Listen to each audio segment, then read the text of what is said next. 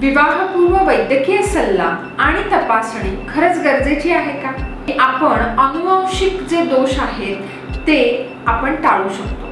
कारण आपल्याला जर आधीच आपल्याला काही जर टेस्टिंग केलंय की जसं थॅलेसेमिया, सिकल सेल डिसीज जर आधीच आहे असं जर आपल्याला लक्षात आलं तर आपण हे पूर्णपणे टाळू शकतो. की जर आईचा ब्लड ग्रुप जर RH निगेटिव्ह असेल आणि वडिलांचा ब्लड ग्रुप जर RH पॉझिटिव्ह असेल तर एक छोटंसं इंजेक्शन की जे 7 महिने पूर्ण झाल्यानंतर म्हणजे 28 आठवडे झाल्यानंतर अँटी-डीचे इंजेक्शन जर आईला दिलं तर बाळामध्ये होणारे जे इश्यूज आहेत RH इनकॉम्पिटॅबिलिटीशी रिलेटेड जसं की जन्मानंतरची होणारी कावीळ, ॲनिमिया हे इश्यूज आपण पूर्णपणे टाळू शकतो.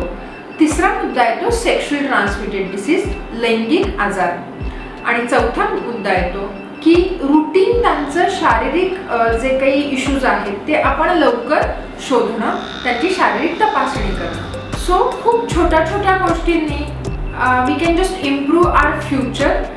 आणि काही गोष्टी ह्या स्मॉल वाटत असतील, छोट्या वाटत असतील, पण त्याचे इम्पॅक्ट्स हे मोठे असतात. कारण जर जेनेटिक इश्यूज काही येणार असतील तर आपण जेनेटिक काउन्सिलिंगद्वारे ते बरे होणारे आहेत किंवा त्याचे काय ऑप्शन्स आहेत हे आपण प्रॉब्लेम समोर येण्यापूर्वीच आपण ते हाताळू शकणार आहोत. आणि म्हणूनच विवाहपूर्व सल्ला आणि तपासणी ही खूप महत्त्वाची आहे. अगदी आमच्या फॉक्सी म्हणजेच federation of obstetric and gynaecological सोसायटीच्या मार्गदर्शक तत्वानुसार सुद्धा विवाहपूर्व सल्ला आणि तपासणी करणं योग्य ठरतं. अशाच प्रकारचे व्हिडिओ पाहण्यासाठी आमच्या YouTube चॅनेलला सबस्क्राईब करा आणि बेल आयकॉनचं बटन नक्की दाबा. धन्यवाद.